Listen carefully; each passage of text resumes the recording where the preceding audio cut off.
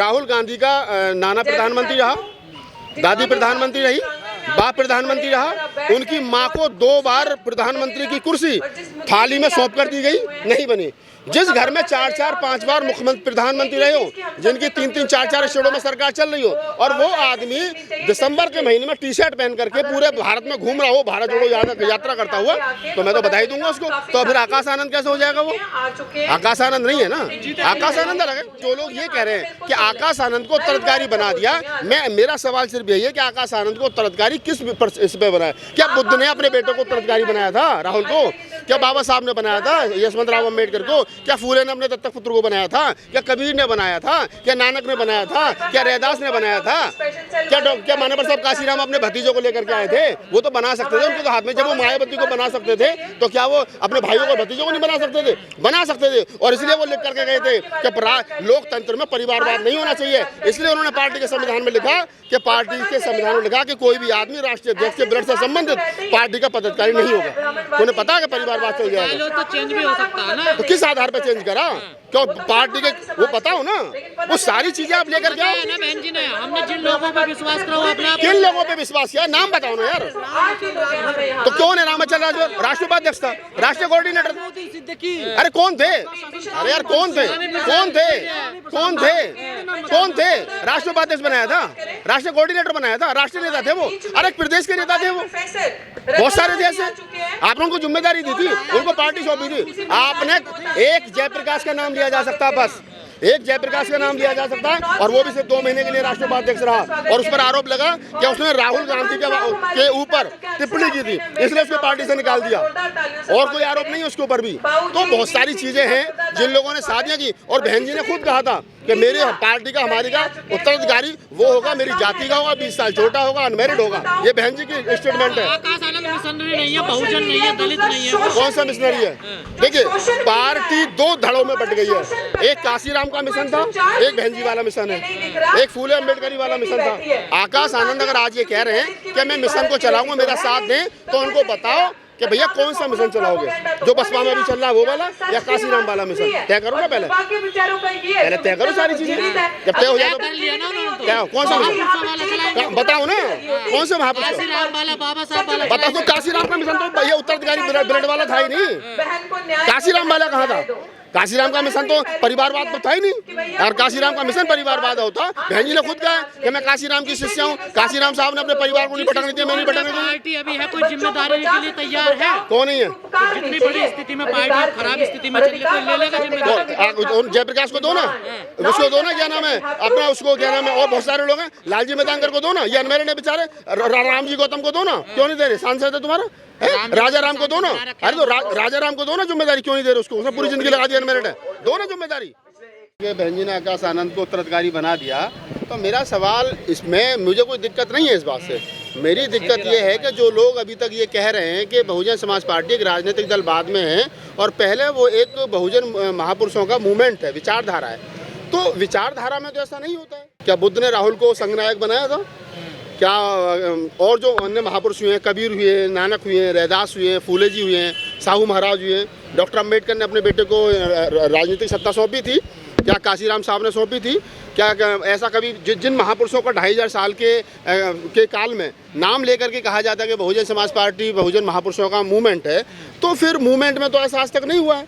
तो अगर या तो आप ये कहना बंद कर दो कि ये कोई विचारधारा है, या आप ये कहो कि हाँ सिर्फ एक राजनीतिक पार्टी है, तो जैसे कांग्रेस में है, जैसे सपा में है, जैसे बसपा में है, जैसे आरजेडी में, जैसे जेडीयू में, जैसे तमाम राजनीतिक दलों में अपने बेटे को बेटा, विधायक का बेटा विधायक, मुख्यमंत्री का बेटा मुख्यमंत्री, पार्टी के राष्ट्रीय अध्यक्ष का बेटा पार्टी के राष्ट्रीय अध्यक्ष बनता आ रहा है। ऐसे बसपा में भी बन गया, और कोई दिक्कत नहीं है। बहन जी का भाई का बेटा क्या हुआ? ब्लड का पार्टी, बहुजन समाज पार्टी के बायलॉज में साफ तौर से लिखा है कि राष्ट्रीय अध्यक्ष के ब्लड से संबंधित कोई भी व्यक्ति पार्टी के शीर्ष पद पर नहीं होगा।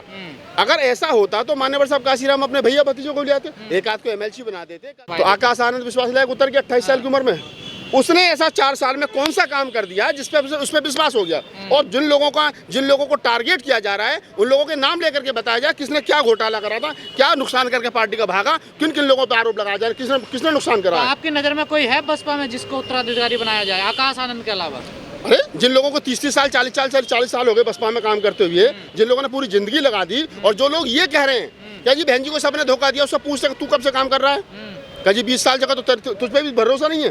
राम अचल राजभर नाम ले लीजिए, राम अचल राजभर, लालजी वर्मा, क्या नाम है, बाबू सिंह कुशवाहा, सोनेलाल पटेल, ये तमाम लोग जो मान्यवर साहब काशीराम ने तैयार करे थे, पार्टी से बाहर निकाल दिए गए, मिलने का समय नहीं दिया गया है, वो लोग आज दर बदर की ठोकर खा रहे हैं। उनको राजनीति करनी थी तो दूसरे राजनीतिक दलों में चले गए। लोग पार्टी से निकलने के बाद में रोए, रामचंद्र राजभर रोया, बाबू सिंह कुशवाहा रोए कि हमारी मेरी जो क्या नाम है मदर पार्टी है, हमको हमारे लिए समय नहीं मिल रहा है। और आज 28 साल के लड़के को ला करके कहा जा रहा है कि आप इसको नेता मान लो। ठीक है, जिनको MP MLA बनना होगा, जो मुख्यमंत्री बनने की दौड़ में होंगे, मिनिस्टर बनने की दौड़ में होंगे, नेता मान लेंगे। मुझे तो MP MLA नहीं बनना ना, मैं तो फूले अम्बेडकर। लोगों को राहुल गांधी से कोई दिक्कत नहीं होती, तेजस्वी यादव से कोई दिक्कत नहीं होती, अखिलेश यादव से कोई दिक्कत नहीं होती, स्टालिन से कोई दिक्कत नहीं होती, अभिषेक बनर्जी से कोई दिक्कत नहीं होती।